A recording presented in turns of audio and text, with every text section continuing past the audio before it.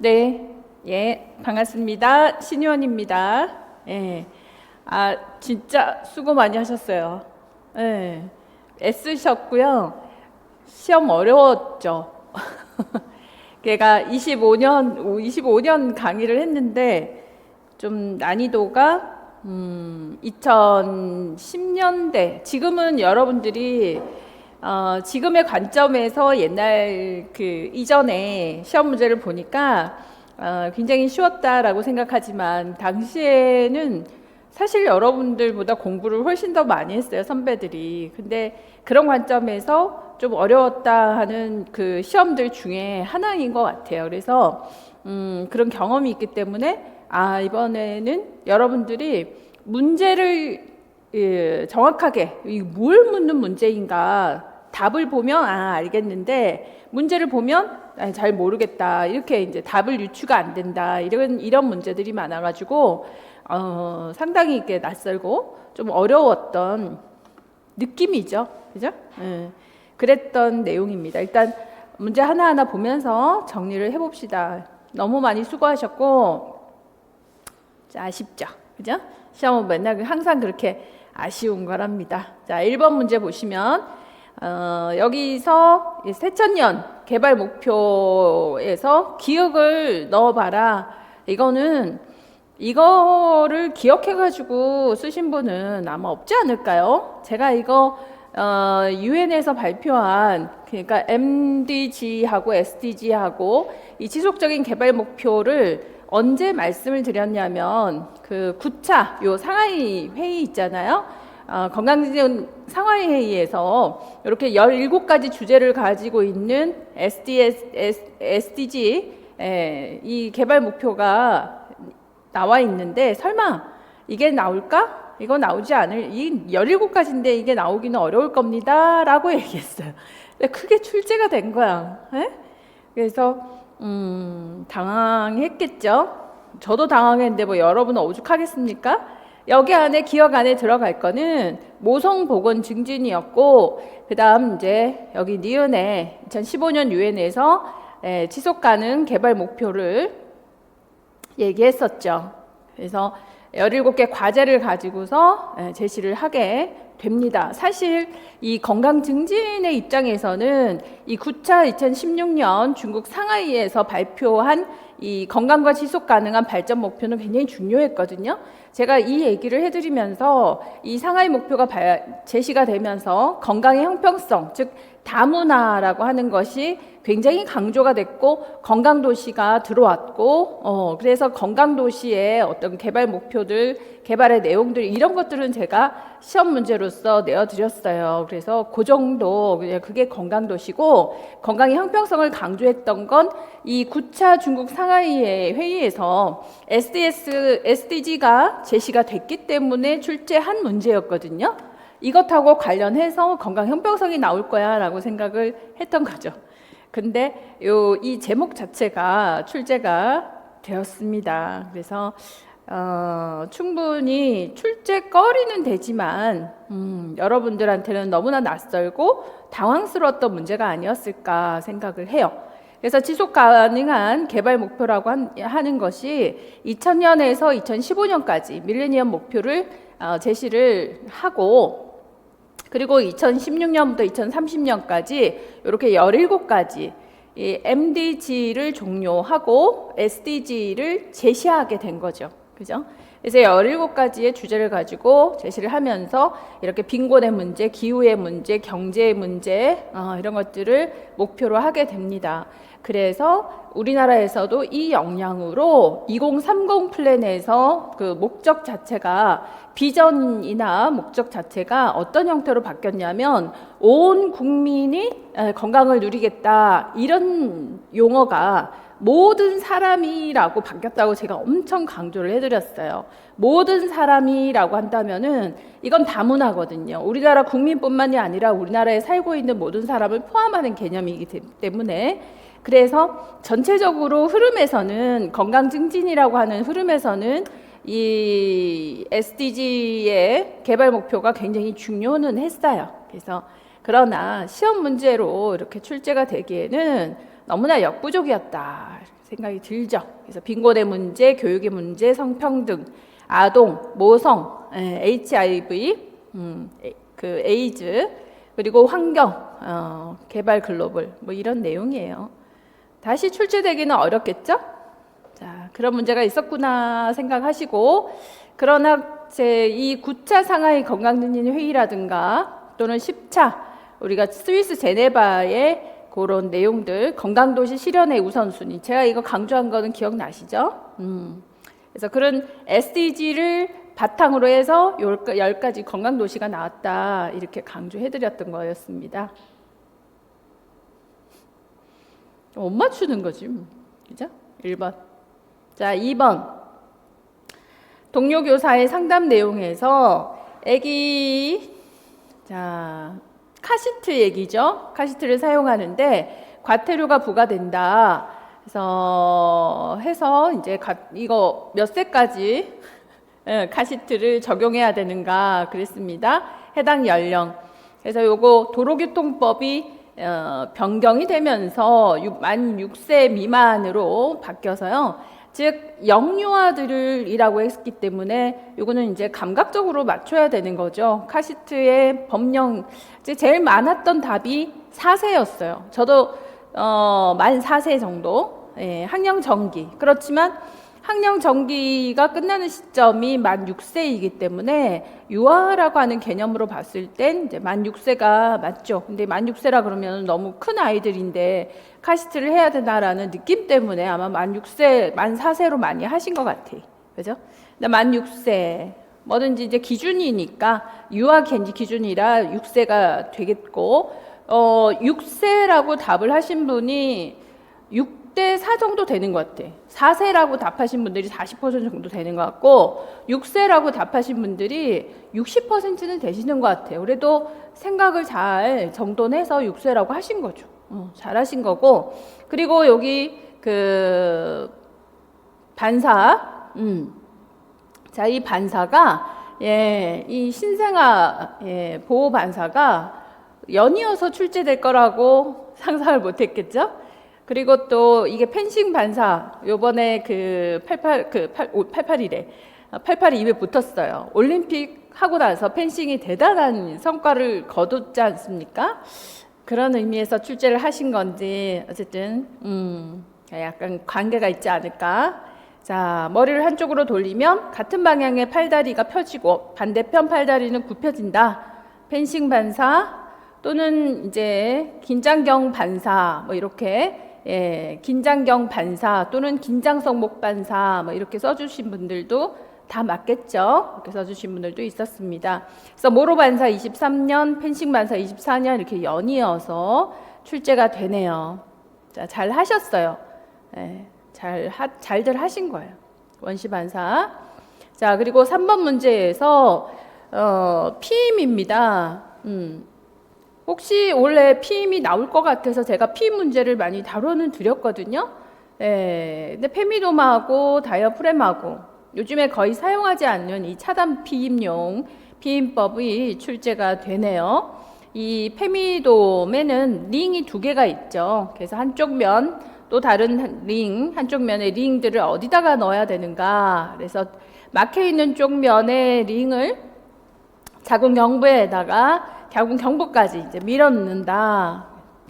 글쎄 90%는 쓰셨어요. 그래서 크게 뭐 문제가 될 내용은 아닐 것 같습니다. 그리고 여성용 다이어프램, 요거는 피임의 효과를 높이기 위해서 돔 안과 가장자리에 살정제 도포한다. 이것도 90%는 답을 하셨어요. 그래서 10%만 답을 못했지. 그리고 여러분들 그 답안지 제가 받아가지고 답안지 점검 다 했고 채점 다 해서 매년 하는 거니까 제가 20년 넘게 한 번도 빠짐없이 여러분들의 답안지를 보고 있어요. 그래서 여러분들이 어떤 부분에 있어서 오류가 났는지 또 어떤 내용에서 가산점이 붙는 건지 이런 것들을 얘기해 드릴 수가 있는 거죠. 그래서 그런 내용들을 하나하나 이렇게 차근차근히 설명을 또 안내를 해드리겠습니다. 자궁경부 살정제, 이거는 문제가 되지 않더라. 그래서 이렇게 폐쇄된 내측하고 열린 외측하고가 있어요. 그죠? 요게 이제 자궁경부 쪽으로 들어간다라는 얘기겠죠. 여성 콘돔입니다. 그래서 정자가 출입을 할 수가 없고 성병까지 예방한다는 게 중요했었죠. 다이아프램, 이 고정이라고 하는 부분이 굉장히 중요해서 고정이 편안하게 고정을 해줘야 되는데 요게 고정이 명확하지가 않을 수가 있어서 살정제 크림을 넣게 된다면 이제 그 안에 고여가지고 정자가 고이면서 살정제에 의해서 정자가 녹아가 나가겠지. 그래서 그런 의미였어요. 어려운 내용은 아니었고요. 이것도 잘 쓰셨어요. 자, 4번. 그러니까 지금까지 보세요. 1번이 2점 마이너스 된 거지. 2번하고 3번하고는 거의 다 맞았으니까 4점, 그죠? 되지. 그 다음에 4번. 다이어트를 했는데, 몸무게 빼는 데 집착을 하다가 친구들의 비웃는 소리가 들려서 주변을 둘러봤는데 아무도 없었어요. 이게 뭐냐? 이렇게 물어봤습니다. 그래서 이상행동을 묻는 거죠. 이상행동을 묻는 거고, 여기서 망상이냐, 이제 피해 망상이냐, 아니면 이제 환각이냐, 기준이 뭐예요? 착각은 아닌 것 같고, 망상도 아니죠. 망상이라 그러면 실체가 있다고 했죠. 실체가 있는 거를 내가, 잘못된 신념을 가지고 듣게 되는 거를 말하는 건데, 얘인 경우에서는 어떤 자극도 없다. 자극이 없는 상황에서 들렸다. 아무도 없었어요를 강조하고 있으니까 환청이었죠. 역시 이걸 틀린 사람들은 없었어요. 그래서 이건 되게 제가 착각하고 환청하고 엄청 강조해드린 내용. 그다음 니은에서 키보드를 치는 제 손을 보면서 제가 아닌 것 같은. 그래서 키보드를 두드리는 저를 보고 있는 것 같아요. 2인칭이죠. 비현실감이었습니다. 역시 요게 다 이상행동의 지각장애다 이렇게 볼 수 있고 벌써 이 지각장애는요 3번째 출제입니다. 환청, 환시를 포함을 해가지고 그러니까 환각들이랑 이렇게 2인증, 실인증 이런 것들이 이상행동의 지각장애이죠. 11월 모의고사에 요거 풀었어요 저희. 모의고사에서 11월 달에 철강회사에서 일을 하다가 죽어라 라는 말이 들렸다. 자신의 팔이 말라 비틀어졌고 눈이 들어갔다. 요거 2인증 비현실감 장애 했던 내용이라 어려움 없이 적용이 됐던 것 같습니다. 그 다음에 5번 문제. 이거 사극 감염병에 대한 기준들 아주 중요하다고 해서 엄청 강조했고 잘 기억해 두시라 했었습니다. 질병관리청장이 지정하는 감염병을 포함하고 있다. 요게 이제 질병관리청장이 지정하는 감염병이 딱 하나 있죠. 코비드19. 그리고 이렇게 감염병 예방법에서 감염병 의심자에 해당하는 사람은 감염병 환자와 접촉이 의심되는 사람, 병원체 보유자와 접촉하거나 접촉이 의심되는 사람. 그래서 이 접촉자라고 하는 것하고 그 다음에 감염병 환자하고 하나 더 남는 거 뭐 있어요? 제가 이거 3가지 구분하는 거 분명히 출제가 된다라고 강조했던 내용이잖아요. 감염병 환자, 감염병 의사 환자, 병원체 보유자. 그리고 하나가 더 들어가는데 감염병 의심자라고 하는 것이 추가가 됐다라고 해서 이거는 이제 추가가 됐기 때문에 이 감염병 의심자가 분명히 출제가 될 거야라고 해서 감염병 예방법에서 엄청 틀리면 안 된다고 얘기했죠. 감염병 환자, 감염병 의사 환자, 병원체 보유자. 요 3가지만 구분을 해야 하는 건데 23년도에 감염병 의심자라고 하는 게 추가가 됐단 말이에요. 15-2가 들어왔어. 그래서 추가가 돼서 들어왔기 때문에 분명히 출제가 될 거다라고 얘기했었습니다. 분명히 출제가 된다 그랬어요. 그랬는데 6대4 정도? 제가 예상하기로는 90%는 다 정답률이 있어야 된다고 생각을 했는 건데 60%밖에는 답을 못 썼더라고요. 40%는 40% 정도? 40%는 너무 아쉬운 거지. 응? 청소하러 오실 분 계십니다. 야, 이제 농담처럼 맨날 청소해야 된다고 얘기했는데 뭐야 청소하게 생겼어 지금. 이건 틀리면 안 되는데 틀려. 그래서 시험을 잘 본다는 건 어려운 문제를 못 쓴다. 이건 괜찮아요.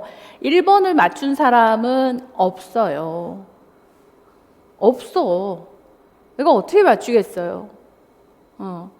저도 순간 이거 그러니까 이거 SDG인데 이것만 생각이 났지 그 세부 사항은 하나도 기억이 안 나는 거야. 새천년 그 MDG의 내부 사항들은 나도 모르겠던데 어떻게 기억하겠어요? 근데 1번 다 못하는 거죠. 그런데 2번 틀리면 안 되지, 3번 틀리면 안 되지, 4번 틀리면 안 되지. 예? 이런 거를 밀리면 안 된다 그랬죠. 자, 그리고 또 논란이 됐던 거 요거죠. 디귿 리을의 의미를 순서대로 서술을 해라. 아쉽습니다. 그래서 감염병이라고 하는 거는 이번 시험을 통해서도 느끼는 거지만 좀 더 굉장히 그 섬세하게 공부를 해야 되는구나. 즉 섬세하게 제발 암기하지 마시고 감염병에서 시간을 엄청 투자해서 제가 설명해 드리는 이유죠. 이해를 해야 되는구나 라고 하는 거. 딱 이거 이제 주로 공무원 시험에서 이거 많이 다루어 주거든요. 예, 많이 다루어 주는데 이렇게까지 구분을 할까? 그것도 간접 전파를 이라고 생각을 했는데 이렇게까지 기계적인 전파하고 생물학적 전파하고 뭐 이거를 출제를 할까 하고서 제가 거기까지 강조하지 않았던 게 좀 아쉽습니다. 자, 그러면 기계적인 전파라고 하는 거는 뭐냐면 여기서 파리, 쥐, 바퀴벌레 이런 생물 매개체의 몸에 붙어서 파리가 뭐합니까 이거? 손발을 들고 다니면서 묻혀가지고 다른 데 가서 이렇게 옮기는 거잖아요. 요게 이제 물리적인, 그러니까 기계적이라는 얘기를 뻥 뚫는다 이런 의미로 생각하는 게 아니라 뭡니까 물리적인 의미, 그냥 이렇게 묻혀서 이렇게 간다 이렇게 그래서 뭐 뻥 뚫든 어쨌든 손발 등에 붙어 있으면서 병원체에 의해서 병원체가 묻어가지고 이렇게 바로 넘겨주는, 그래서 주로 소화기 감염병이고 벼룩이나 이 모기 진드 그 생물학적 매개체는 이 매개 생물에 의해서 이가 쪽 빨았어.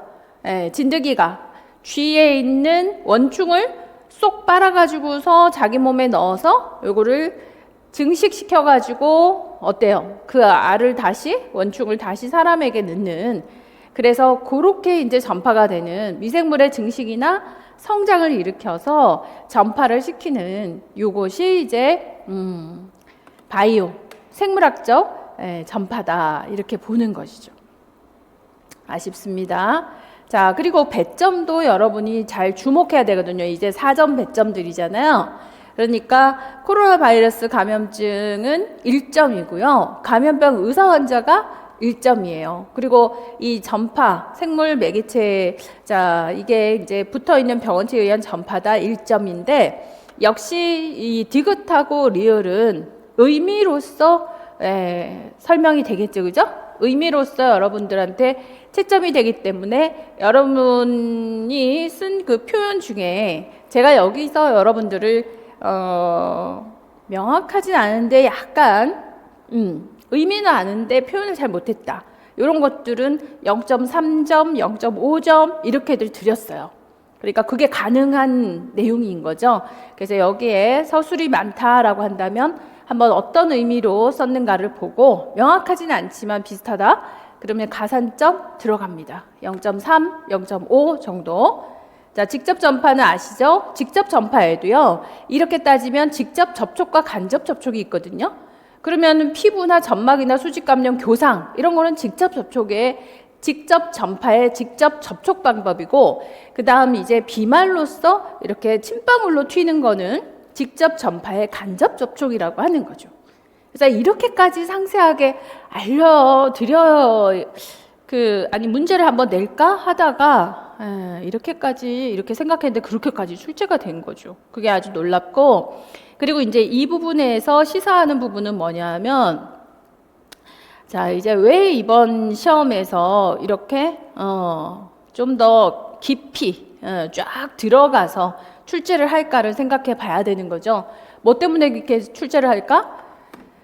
수가 줄었잖아요. 그죠? 전체적인 수가 줄면 문제의 난이도가 올라갈 수밖에 없어요. 변별력을 주기 위해서 어렵게 출제를 하거나 또는 서술을 많이 해서 이제 거기서 변별을 하거나 이제 이런 부분들이 생기기 때문에 여기서부터는 이해도가 굉장히 중요하고 단순 암기로 내가 한번 붙어봐야지. 그래서 암기를 하자면은 우리 시험 범위가 너무 많잖아요. 바람직하지 않다. 그래서 전체적인 이해를 하고 키워드를 딱 잡고 이걸 가지고서 표현을 해내셔야 한다는 거죠. 그래서 중점적인 그리고 그 해에 가장 우선적인 내용들을 먼저 하는 것이 바람직합니다. 그 우선적인 내용에서 하나도 벗어난 게 없어요. 그래서 그 우선적인 내용들을 여러분들이 잘 흡수해서 표현을 하신 분은 이번 시험에서 최고 점수가 저희가 채점한 것 중에서는 64점이었어요. 굉장히 잘하셨죠. 64점이었고 60점이 넘는 분들이 계셨어요. 그렇더라고. 그래서 야, 이게 평소에 그러니까 A에서 틀릴 것만 틀리고 30점 받으셨고 B에서도 틀릴 것만 틀리고 34점 받고 이렇게 하니까 64점이 나오시더라고. 자, 그래서 A에서는 여러분이 일반적으로 컷라인에 들어가려고 한다면은 24.5점 이렇게 정도 받으셨으면 좋았죠. 6번 문제는요. 복근을 만드는 문제예요. 그래서 여기서 복벽이 약해져가지고 나타날 수 있는 게 탈장인 거죠. 그죠? 누웠을 때는 덩어리가 없어지는데 이렇게 무거운 걸 들면 배에서 부드러운 주머니 형태의 덩어리가 생긴다라고 하죠. 배 아랫부위. 자, 배 아랫부위니까 어디예요? 무슨 탈장? 사실 더 명확하게 쓴다면 배꼽 탈장이었어요. 네, 탈장 정도만으로도 점수 줄 수 있지 않을까 약간 걱정은 됩니다. 배꼽 탈장이 1점일지 탈장이 1점일지. 그래서 만약 배꼽 탈장이 정답이라고 한다면 탈장은 0.5점이겠죠. 그렇다 하더라도 당락에는 크게 문제가 되지는 않을 거예요. 왜냐하면 열의 9은 탈장으로 쓰셨기 때문에. 자, 밑줄 친 니은에 즉 무거운 역기를 들고 기침이나 변비도 조심하셔야 돼요. 볼록볼록 나오는데 또 무거운 거 들면 어때요? 또 볼록 나오겠지? 볼록 나온 게 뭐야? 탈장이죠? 그래서 복부 압력이 가해지면 약해진 복벽으로 장이 탈출할 수 있다. 탈장되기 때문이죠. 이렇게 답을 하시는 건데, 이 2단계지. 복부 압력이 가해지게 되면 장이 탈출할 수 있다. 탈장될 수 있다. 이렇게. 그래서 뭐 배가 아프다. 복압이 증가하면 배가 아프기 때문에 그런 답은 아니지 않을까요? 그 다음에 디귿의 이유를 2단계로 서술해라. 2단계 저는 별로 좋아하지 않습니다. 단계는 여러 단계 무슨 2단계인가 싶은데 어쨌든 감돈이나 꼬임으로 인한 합병증이 발생하면 이잖아요. 그래서 여기서 꼬임으로 인한 합병증이 발생하면 즉시 수술을 해야 돼요 라고 했으니까 이미 감돈으로 해서 이렇게 여기가 막힌 거지. 그죠? 여기가 막혔어. 감돈이나 꼬임으로 인해서 얘가 막혔으니까 허혈이 되겠죠. 그죠? 허혈이 되겠지. 순환이 안 되겠지. 허혈이 되면 그 다음에 뭐예요? 괴사가 되죠. 그죠? 그래서 허혈돼서 괴사가 되기 때문에 즉시 수술을 해야 되겠죠. 괴사가 되면 복막염이 되는 겁니다. 여기서 요구하는 건 2단계라고 했기 때문에 꼬였어. 꼬이고 나면요. 허혈이 되지. 허혈이 됐어. 허혈이 되면요. 이제 썩죠. 피가 안 통해. 썩어 나가는 거죠. 피가 안 통해 썩는다. 요게 2단계예요. 그래서 거기에 준해서 그런데 이제 각각 2단계. 잘 쓰신 분들은 이건 완전 그냥 뭐 점수 받치지. 왜냐? 요게 2단계로 하나당 1점, 1점. 요렇게 배점이 되기 때문에 허혈이 되었다. 그죠? 혈액순환에 지장이 생겼다. 1점. 그 다음 장이나 장기가 괴사됐다. 1점. 이렇게 되는 거죠.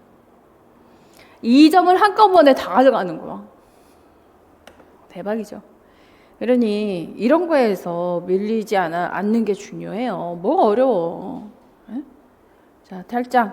환원되지 않으면 감돈이 발생하는데 혈액순환에 지장이 생겨서 포획된, 돌출된 주머니에 들어가 있는 장이나 장기가 괴사되면서 돌출 부위에 압통이 생기고 장폐색 증상이 발생한다. 그러니까 다 적고 싶은 거죠. 여러분들이 어디까지 적고 싶었어요? 네, 장폐색이 되어서 복막염까지 다 그렇게 적을 거면 싹 다 적으면 돼. 처음부터 끝까지 다 적으면 거기서 찾아가지고 점수를 줄 거란 말이에요. 그런데 굳이 이렇게 단계, 저번에도 제가 기출문제 풀이하면서 단계로 출제가 되면 그냥 1단계, 2단계 여러분이 나누지 말고 그냥 서술을 해라. 에? 그렇게 팁을 드렸어.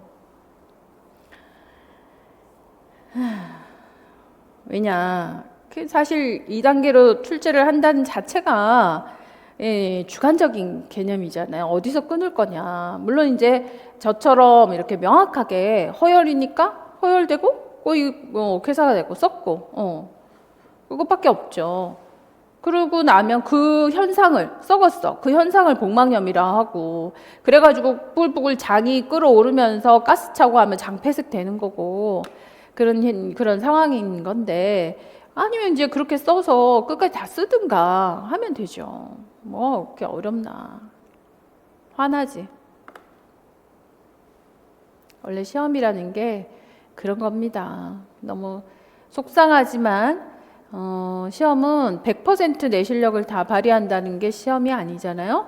시험은 어차피 이제 80% 정도가 끝이다 생각하고 그러니까 평소에 많이 연습하면 그 실력이 나오는 거죠. 신문 칼럼입니다. 자, 여기서 머리 아프다, 배 아프다, 학원에 가는 거를 힘들어했다, 점점 밥도 먹기 싫어하고 잠을 이루지 못했다. 예, 병원에서 신경계, 위장관계 검사 결과 모두 정상이었다. 이거죠. 자, 제가 이거 우리 그 모의고사에서 풀었죠. 제가 어떻게 출제를 했더라? 여기. 그 모의고사 문제예요. 나는 아픈데 의사는 통증을 어떻게 해야 될지 모르겠대요. 의사들이 모든 문제가 내 머릿속에 있는 것처럼 말해요. 검진을 받았으나 뚜렷한 신체적인 이상은 발견되지 않았다. 사례가 엄청 길었죠. 그래서 이런 진단명을 쓰라 이렇게 해서 모의고사에서 풀어본 문제예요. 그죠? 신체 증상 장애. 요거 구분하기가 쉽지 않아서 요거는 아마 출제가 되면 구분하는 문제가 나올 거다라고 말씀을 드렸어요. 모의고사 문제 내면서. 그래서 요게 구분하는 문제가 이렇게 거의 똑같이 나오는 거야.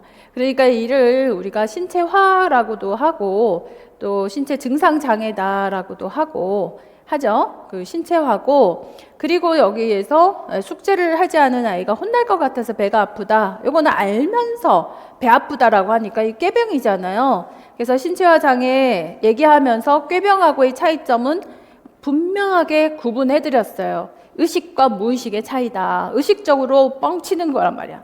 그래서 의식적으로 안 아픈데 아픈 척 하는 거.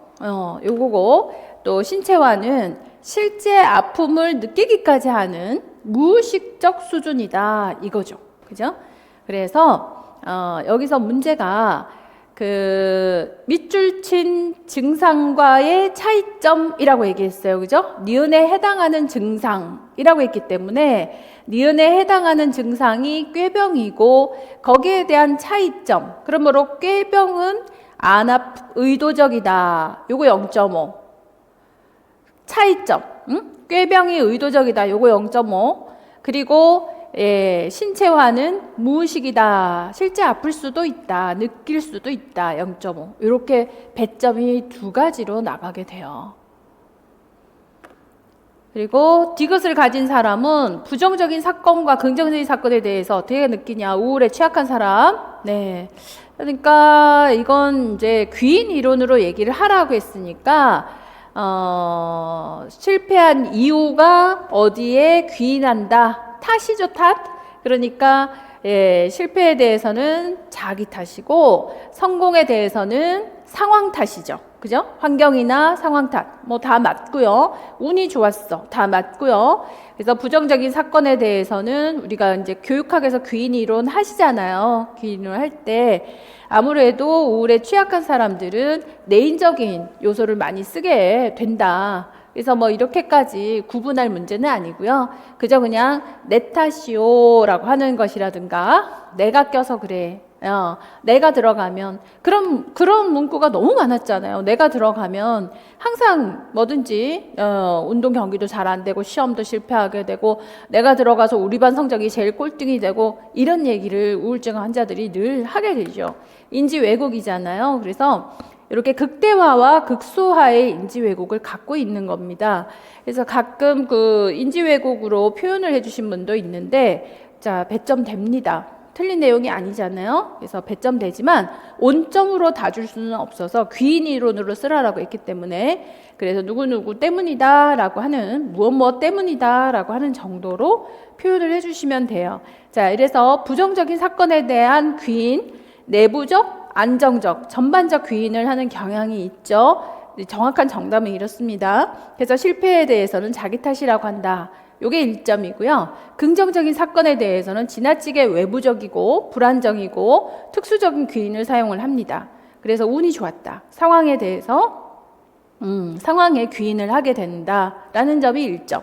자, 이건 무슨 의미냐? 자, 여기가 1점이기 때문에 이거 가산 가능하다라는 거예요. 이 중에서 표현을 보고 점수를 찾아가지고 여러분들한테 줄 수 있는 내용이죠. 여기서 점수가 이런 이제 명확한 답은 표현으로 다 채점을 하게 됩니다. 자, 표현으로 채점을 해요. 그래서 이걸 다 빵점 처리하신 분들이 계셨더라고. 그래서 저는 여기에 이 표현으로 그 의미로서 채점을 합니다. 이거는. 그래서 의미가 어느 정도 맞았다라고 했을 때 제가 0.3에서 0.5점 추가 점수를 줬어요. 그래서 그런 점들을 참고하셔야 돼요. 여기서 점수 받을 수 있어요. 표현으로 채점한다. 기억하시고 1점이에요. 배점이 1점이기 때문에 아주 세부적으로 막 0.1점을 더 준다거나 0.3점을 더 준다거나 0.5점을 더 준다거나 가능하다는 거죠. 그래서 자기 표현들을 보고 점수들을 제가 받은 거는 저의 점수 채점을 좀 참고하시면 좋겠죠. 여기 귀인 이론들, 귀인이라는 거는 뭐뭐에게 돌린다. 귀인 양식, 자아상, 긍정적인 자아상을 유지하기 위해서. 보통은 잘하면 내 탓이고 못하면 네 탓이고 그렇잖아요. 그죠? 상황 탓이고. 이게 이제 귀인 이론이죠. 근데 우울한 자는 그 반대란 말이에요. 그래서 내부적인 귀인도 사용하고 안정적인 귀인을 사용하니까 더 만성적이 되는 거죠. 변함이 없다라고 생각하니까. 그리고 이를 일반화시키죠. 전반적인 귀인을 사용을 하게 됩니다. 그래서 우울 증상이 더 악화가 되는 경향들이 있어요. 그래서 인지 왜곡이 많이 생기는 것이죠. 일반화 같은. 자, 그래서 우리 이거 모의고사에서 풀어본 문제라 어렵지 않았을 거다. 그거 아세요? 제가 정신과 문제는 매년 항상 적중하고 있어요. 뭐가 나올 거다 하면 출제되잖아요. 8번도 마찬가지. 올해 꼭 다낭성 난소 증후군 요거 출제될 거라고 말씀드렸습니다. 자, 동료 교사 초음파 검사인데 다낭성 난소 증후군인데 이게 다모증이 됐고 메포민도 쓴다. 자, 제가 이거 모의고사 문제 2개나 다루면서 이 문제에 할애를 했어요. 어디 갔지? 9월 그 여성 문제죠. 9월 여성 문제에서 모의고사 여기 이제 체교사 대상으로 진단명 쓰고 그 다음에 브로모크립틴 요거 제시하라 했는데 지문에 이렇게 메포민이 있었고요. 그리고 뭐라고 얘기했냐면 이 다낭성 난소 증후군이 왜 중요하냐 하면 인슐린을 이 고인슐린 혈증을 일으키기 때문에 대사 증후군하고 굉장히 관련성이 있는 질환이다. 그래서 메포민이 뭔지는 아시잖아요. 경구 혈당 강화제지 않습니까? 그래서 메포민을 쓴다. 예. 고인슐린 혈증하고 반드시 연결해서 출제할 거다라고 강조해 드렸어요. 그거를 몇 번이나 얘기했던 것 같아요. 그리고 모를 리가 없지, 그러니까.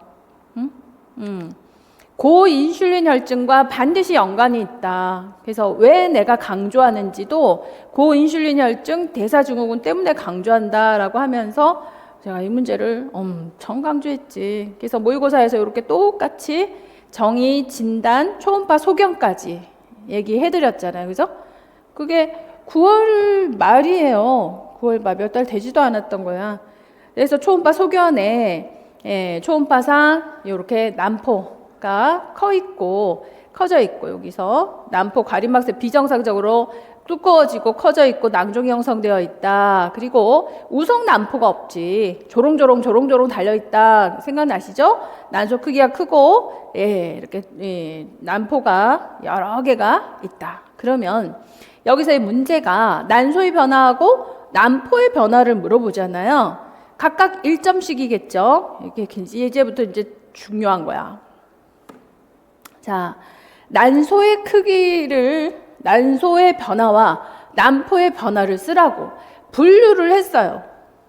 분류를 해서 물론 이제 난소는 이렇고 난포는 이렇고 이렇게 쓰기보다는 여러분들이 대부분 다 두꺼워져 있고 난소 안에는 여러 가지 다수의 뭐 난포가 있다 뭐 이렇게 얘기를 했어요.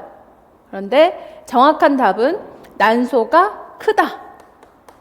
자, 초음파로 봤어요. 난소가 크다, 두껍다, 뭐 같은 얘기입니다. 자, 그리고 뭐가 있어요? 초음파를 봤을 때 이 안에 이게 보이죠? 그죠? 이게 보이지? 뭐가 보여? 낭종이 보여야죠. 소난종이 보인다. 요게 난소의 모습인 거예요. 이해 간다? 그렇겠죠? 요게 난소의 모습인 거야. 상상을 해봐요. 난소 안에 들어있지. 근데 난포 안에 들어있다고 얘기하는 거예요. 난포 안에 난포가 또 들어갈 리가 있나. 그죠? 근데 난포 안에 여러 개의 소난종이 있대. 이거는 아닌 거잖아요. 그러니까 여러분들 답 중에 난포 속에 낭종이 여러 개의 다수의 낭종이 있다. 이렇게 썼단 말이에요. 이건 아니지 않냐는 거지. 그러니까 암기한 거를 어떻게든 이제 표현을 하려고 했던 거죠. 그래서 막 뒤죽박죽 돼가지고 표현이 돼버렸던 게 좀 아쉽다. 그런 이제 답들이 아쉬웠다는 얘기예요. 제가 그렇게 강조를 하고 이건 분명히 출제가 된다라고 얘기해요. 제가 누누이 수업 중에 분명히 출제가 된다라고 하는 거는 꼼꼼히 보시고 정확하게 보셔야 된다. 꼼꼼히 보시고 정확하게 보셔라 라는 얘기를 엄청 강조를 많이 했던 이유가 시험 문제 나오면 여기서 시험을 치면서 이제서야 생각을 하는 거예요. 그러지 말고 그 전에 생각을 좀 하시라고. 그래서 꼼꼼히 보시라. A급이고 우선순위가 되고 이번 시험에 많이 나올 거다라고 예상을 해주는 문제는 더 꼼꼼히 봐야 되는 거죠. 생각을 하고 이해를 해야지. 난포 속에 낭종이 있다고 쓰면 되겠어요? 속상하지. 내가 속상해서 그래요. 여러분들 탓하는 것보다 충분히 맞출 수 있었는데 아니면 그냥 암기한 대로 난소는 이렇고 난포는 이렇고 이렇게 쓰지 말고 여러 개의 소낭종이 보인다 이렇게 썼으면 좋았지 않았을까? 그리고 난포의 모습은 미성숙 난포라는 거예요. 그래서 미성숙 난포라는 게 맞고 즉 그 10mm 이상이면 성숙 난포거든요. 그래서 성숙 난포가 된다라는 거는 이딴만큼 이거 그림 맨날 그려준 거 기억나시죠? 이딴만큼 커지면서 뽕 하고 뭐가 나와? 폐란이 되지. 그죠? 그런데 이게 커지지가 않았다. 그래서 작은 그렇지만 여기에 물 차가지고 낭종이 되어 있는 상황이죠. 그죠? 그래서 미성숙, 작다. 그리고 뭐예요? 물 찼다. 낭종이지. 아니면 배란이 안 된다. 작다, 배란이 안 된다. 작다, 낭으로만 차 있다. 다 맞아요. 자, 이래서 작다 0.5, 예, 배란 안 된다 0.5. 응? 배란되지 못했다 또는 낭종. 예, 그거 예, 사이즈. 요것도 사이즈. 다시. 자, 어떻게 채점해야 되느냐? 자, 이거 하나는 사이즈야. 요것도 사이즈예요. 뭔지 아시겠죠? 요 사이즈, 요거는 너무 커.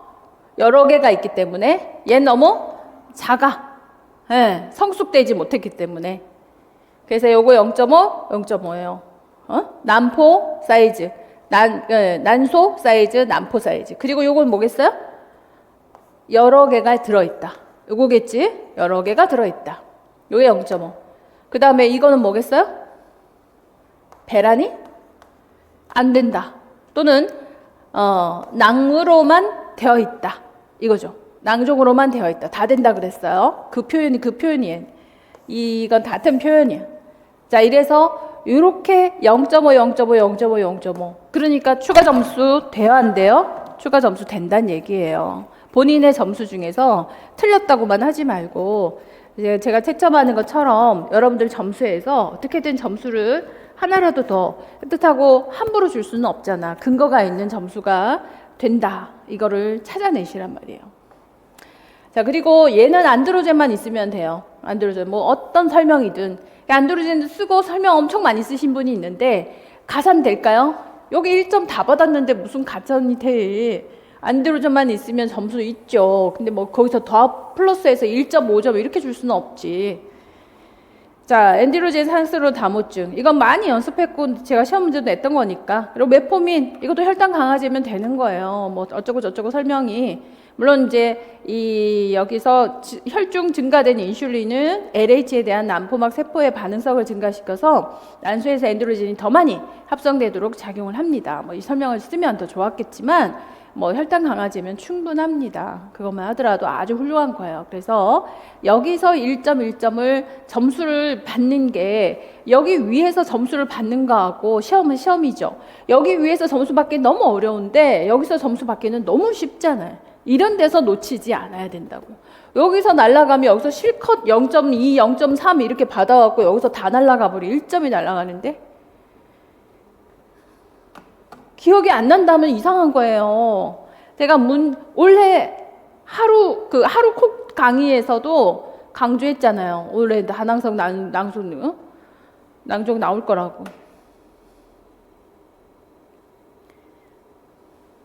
제가 올해 나온다. 이 문제 진짜 다 나오잖아요. 그죠? 출제하잖아. 그러면 꼼꼼하게 보셔야 됩니다. 그리고 시험 치기 전에도 언제나 제가 강조하는 게 틀릴 문제, 그러니까 실수를 하지 않아야 되고 A급에서 좋은 점수, 만점 받는 거를 목표로 해라. 절대 합격하지 않을 수가 없다. 떨어지지 않는다. 반드시 합격합니다. 여기서 인슐린 저항성, 대머리 두 가지가 중요하다 그랬어요.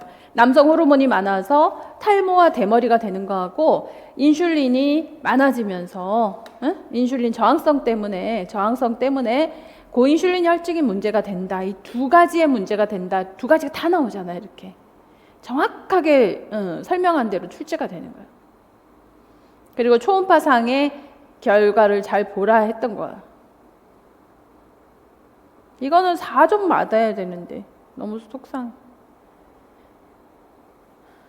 잘 쓰셨어요. 근데 대부분 다. 그 30% 못 쓴 사람들 얘기야. 쓸 수 있었는데. 9번. 자, 응급처치 교육. 야, 제가 이거는 저도 똑같이 모의고사 시험을 냈었거든요. 그러니까 언제 냈냐면 출제를 3년 전에 하면서 응급처치 교육 이론 교육의 내용을 쓰라라고 출제를 해봤더니 여러분들이 답을 못 썼어요. 그래서 이런 문제는 내면 안 되겠다. 이거 별로 중요하지 않은 것 같은데 라고 생각했는데 이게 출제가 될 줄은 몰랐어요. 그러니까 무슨 얘기냐면 그때도 제가 모의고사를 냈을 때도 여러분 답을 못 썼어요. 여기 이론 교육에 해당하는 내용을 쓰라라고 했을 때 여기까지는 기억을 안 하신 거죠. 그죠? 그래서 변별력 없습니다. 자, 매 학년도 3월 31일 이건 못 쓴 사람은 없어요. 그러니까 이 문제는 변별력이 없어요. 여기 이론 교육에서 쓸 수 있는 내용은 응급상황 대처요령과 심폐소생술. 그러니까 보세요. 이게 이제 요 중에 2개를 쓰라고 했기 때문에 2점이잖아요. 2점인데 응급상황 대처요령을 쓰신 분은 아무도 없었고 그 다음에 심폐소생술의 응급처치의 주의사항을 이걸 못 쓴 사람도 아무도 없었어요. 그러니까 이건 다 썼고 얘는 못 썼어. 그럼 뭐예요? 법령 쓴 사람 당연히 없지. 그러니까 응급처치 이렇게 쓴 사람들은 대부분이었는데 응급처치 가지고는 안 되잖아. 그러니까 요 2번은 다 쓰셨고 1번은 다 못 썼다. 이렇게 보니까 변별력이 없었어요. 그래서 거기서 1점은 받으셔야 평균 점수는 되는 거죠. 3월 31일 하고 이론교육 1점. 그 다음에 의사 또는 디귿을 가진 간호사 이 자격증 얘기잖아요. 그죠? 이 자격증 얘기여서 의사, 간호사는 심폐소생술 등 응급처치와 관련된 자격을 가진 사람. 그래서 어떻게 쓰셨냐면 심폐소생술의 자격증을 가진 사람 또는 응급처치의 자격증을 가진 사람 이렇게 이제 표현들을 해주신 분들이 꽤 있으셨어요. 심폐소생술 등의 응급처치에 관련된 자격이라고 명확하게 쓴 사람 많지 않았습니다. 그렇지만 부분 점수 있지 않을까 기대합니다. 자, 이래서 답을 보면 3월 31일 1점 이거 다 맞았을 거고 응급상황 대처요령과 심폐소생술의 응급처치 주의사항 이거 둘 중에 하나 쓰셨다 했어요. 그러니까 1점이지. 그 다음 심폐소생술 응급처치와 관련된 자격 이거 아마 부분 점수 주겠죠. 그죠? 잘 못 썼으니 다 같이 못 썼으니까 아마 0.5점 정도는 주지 않을까. 그러니까 1점, 1점, 0.5 이 문제는 4분의 2.5 정도의 수준이 합격 수준이라는 거예요. 4분의 4는 거의 없으니까. 제가 이거 문제 내봤다니까요. 3년 전에 문제 내고 이런 문제 내면 안 되겠다 그리고 생각을 하고 넘긴 거예요. 다 못 쓰더라고요. 자, 응급처치법 이게 연이어서 계속 출제가 됩니다. 그죠? 올해 출제의 특징이죠. 기출문제에서 출제하는 거. 기출문제를 본격화시켜서. 그래서 기출 강의를 열심히 들으신 분은 엄청 도움이 되셨을 거예요. 제가 기출 강의 하나하나에 요게 다음에 어떻게 출제가 될 것이다. 요거 기억하시라라고 짚어드린 부분들이 다 출제가 됐죠. 자, 10번입니다. 승준이 2023년 8월 10일에 태어나서 15개월인데 예정보다 4주 일찍 태어났다. 역시 연령선을 그으려면 미수가를 제시해야지. 그래서 연령 범위를 쓰고 그리고 니은의 수행 목적 요거 여기서 중요한 거는 DDST는 반드시 선별 검사라고 제가 강조 항상 엄청 강조했죠. 선별 검사라는 거 그런 내용이고 교정 연령 쓰라. 연령 범위 해당하는 연령 범위 검사 범위구나. 0세에서 6세 출생에서 6세 아동까지 그리고 아동 발달 지연, 발달 문제에 가능성 있는 아동, 즉 발달 고위험군의 선별, 이게 제일 정확한 거예요. 고위험군의 선별, 그러니까 고위험군에 대한 검사다 이렇게 해도 좋고 또는 발달 지연을 선별하기 위한 검사다라고 해도 좋아요. 그러니까 여기에서 자 발달 지연이 들어가야 되고, 그죠? 하나는 발달 지연이 포함이 돼야 되고 또 하나는 뭐가 들어가야 돼? 선별 검사다 또는 고위험군을 걸러내는 검사다. 이거 엄청 강조했어. 선별 검사라고. 목적이잖아요. 선별하는 것이 목적이죠. 그죠? 선별이 목적이야. 진단이 아니고. 그래서 발달 지연 검사 좀 부족하죠? 그러니까 여기서 자, 발달 지연 0.5, 선별 0.5 이렇게 채점하셔야 되는 겁니다.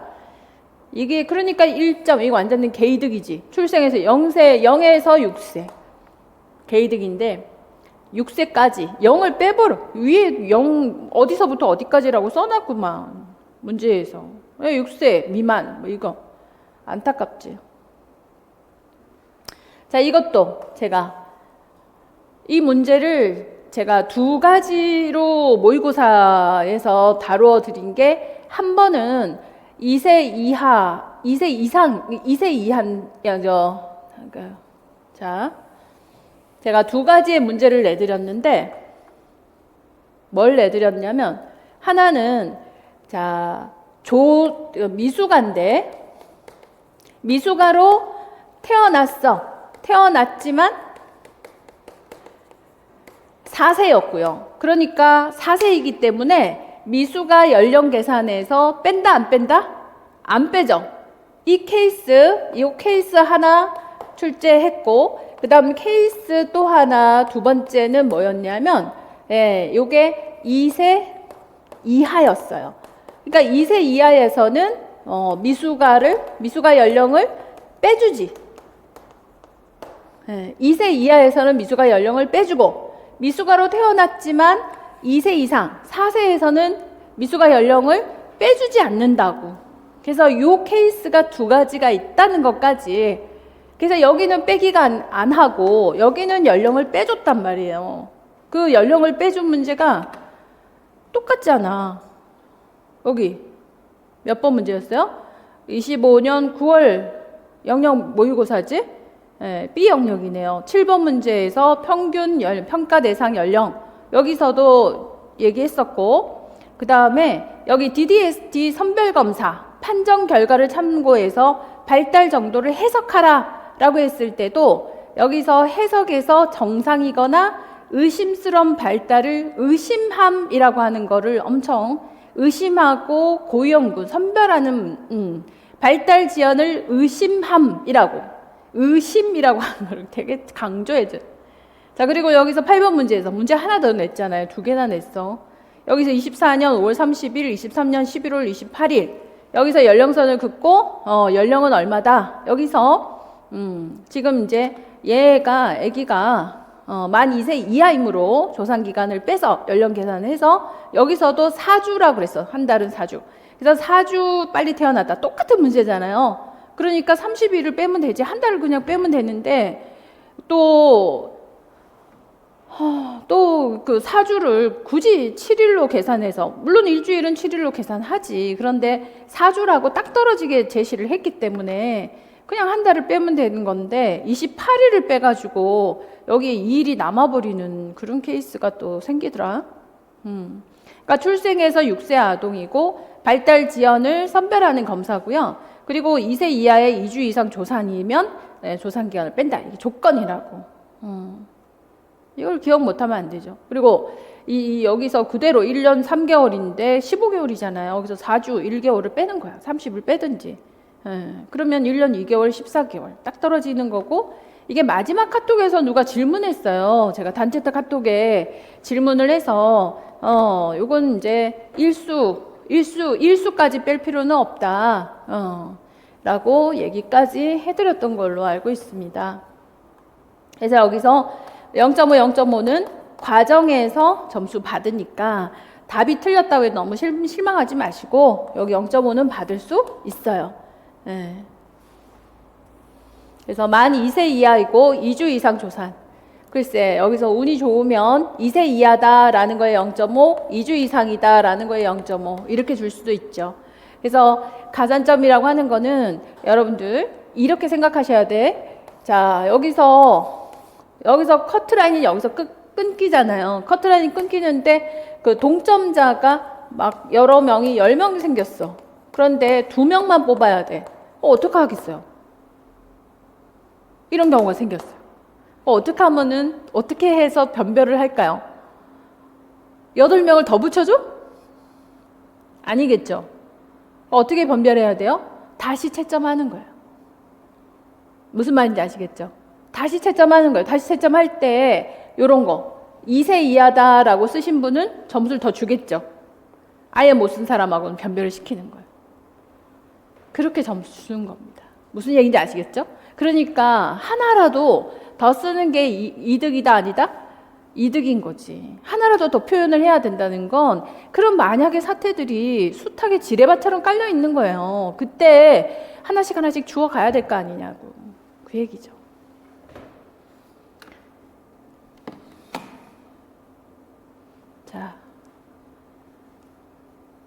모의고사에서 문제 똑같이 나왔어. 똑같이. 연령 계산이. 자, 119 종합상황실 11번 문제. 신시내티 병원 뇌졸중 척도. 제가 이거 뇌졸중 매년 출제하는데 너무 출제해서 올해는 뇌압 상승으로 출제를 했거든요. 뇌압 상승으로 출제하면서 설명은 해드렸어요. 이렇게 이거 9월 영역 모의고사에서 실어증 출제했네요. 실어증 문제에서 이 일과성 허혈성 증상이 있으니까 실어증이 온 건데, 그렇게 하면서 일과성 허혈성 증상이 나타날 수도 있는데 요렇게 해보라, 미소 지어보라, 어깨를 으쓱해보라, 말을 반복하게 해보라, 이거 세 가지잖아요. 그죠? 그래서 요렇게 그래서 어눌해진다, 갑자기 팔에 힘이 빠진다, 얼굴에 미소를 지을 수가 없다, 그러면 뇌졸중이라고, 일과성 허혈성 장애라고. 그럼 빨리 혈전 용해제를 줘야 된다. 뭐 그 문제예요. 문제 어렵지 않았어요. 그런데 문제는 어렵지 않았는데 점수 배점이 장난 아닙니다. 그죠? 얼굴 1점, 팔 뚝 떨어진다. 어깨 올려보라. 어깨 올려보라. 팔 안 올라간단 말이에요. 팔이 뚝 떨어져요. 그리고 말해보라 했을 때 발음이 어눌하다든가 말을 못하죠. 그래 1점. 실어증 해도 돼. 그래서 이렇게 각각 배점이 1점씩이나 줬다. 그래서 어쨌든 얼굴에 관련된 내용이 있으면 점수 받고요. 그 다음에 어깨나 팔이나 이걸 들어 올릴 수 없다. 팔에 힘이 빠졌다. 뭐 다 좋아요. 팔이 저린다. 뭐 다 좋아. 자, 그리고 그죠? 언어에 있어서 한계점 다 좋아요. 그래서 요게 1점, 1점, 1점 다 전부 다 점수가 된단 말이야. 다 좋아요. 여기는 굉장히 넓은 범위로 채점이 된다. 쓰기만 하면 준다. 좀 희망이 옵니까? 그래서 뭐라도 썼기를. 이런 걸 많이, 이런 증상도 있고 그런 증상도 있다 보면 거기서 체크하는 거죠.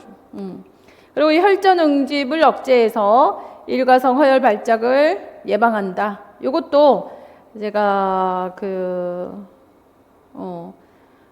DVT 꼭 출제될 거니까 엄청 강조하면서 약물들 전부 다 기억하시고 계시죠? 그래서 엄청 강조한 거여서 이건 틀린 사람이 없었어. 거기다가 마지막에 이제 단체 톡에서도 질문이 들어와서 또 한 번 더 정리를 해드렸던 거기 때문에 이건 틀린 사람이 없었습니다. 그래서 아스피린 잘 쓰셨어요.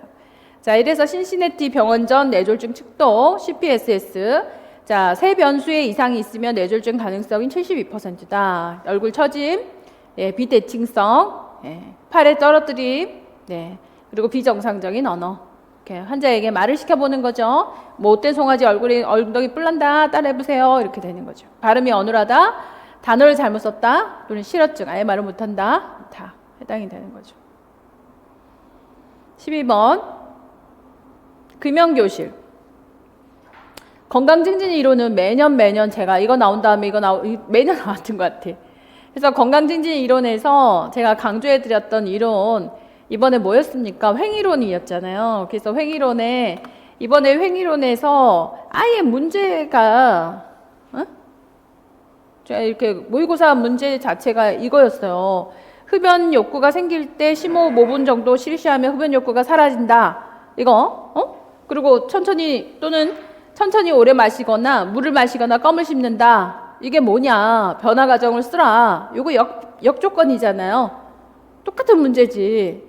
똑같이 나왔잖아요. 그럼 역조건이라고 했고, 또 역조건하고 자기 통제하고는 항상 헷갈리니까 명확히 구분해야 된다. 자기 통제는 1차 예방이고 역조건은 막 지금 담배가 피고 싶어. 2차 예방이라고. 지금 막 욕구가 올라왔을 때. 그래서 그렇게 1차 예방, 2차 예방으로도 구분을 해드렸고, 반드시 사례가 나오면 헷갈린다. 그러기 때문에 이걸 구분해야 된다라고 해서 제가 모의고사 문제 내면서도 2개나 냈어요. 역조건을. 헷갈릴까봐 자기 통제도 2개 냈어. 그러면서 이거 구분하시라고. 올해는 횡이론, 다시 횡이론 나올 거예요. 그랬어요. 나오잖아. 근데 실컷 공부하고. 그죠? 자, 행위에 대한 태도, 그 다음에는 요거 뭐예요? 이게 주관적인 규범이지? 그리고 여기서 흡연하고 싶을 때 운동하고 이원요법하고 이 뭐야? 막 흡연하고 싶다. 그 대신 운동해. 너무 흡연하고 싶어. 그래가지고 숨호흡해. 심호흡 쉬었어. 역조건이죠. 강화관리 예를 쓰라. 얼마나 쉬운 예예요. 상 주면 되지. 금연을 계속한다. 칭찬해주고 흡연을 계속한다. 잔소리하고. 강화요법이죠. 뭐. 이것처럼 쉬운 게 어딨나. 그리고 뭐 이거 계획된 행위 이론에 있어서야 안 할 리가 없죠. 그래서 행위에 대한 태도, 주관적 규범, 지각된 행동 통제, 요거 정의 쓰라 이런 문제도 풀기도 했고 문제풀이에서 어려운 게 전혀 없었습니다. 자, 주관적인 규범 1점이고 여기에 대한 정의가 1점이에요. 그래서 배점이 엄청 컸고 그 다음에 여기서 요거 역조건만 쓰면 1점이었고 여기 1점 역조건을 썼는데 정의까지 썼는데 가산 없습니까? 이걸 썼는데 이 가산이 될 리가 있나? 뭐하러? 그래서 여기 더 썼다 뭐 좋은데 가산이 되지는 않습니다. 그리고 여기서 예문이 맞으면 칭찬이나 벌이잖아요. 강화요법. 그래서 이건 4분의 4점을 받아야 되는 문제고 그러나 실수가 있었다. 그래서 뭐 4분의 3점 정도는 받아야 된다. 이런 데서 점수가 확 올라가는 거예요. 여기서 점수를 놓치지 않은 사람들이 끝까지 25점, 30점, 100점, 그러니까 A 영역에서 이렇게 되는 겁니다. 그럼 합격선이죠. 그런 데서 밀리지 말아야지. 자, 이렇게 해서 A 영역 때 잔소리를 너무 많이 하다 보니 잔소리 하다가 끝나버렸네.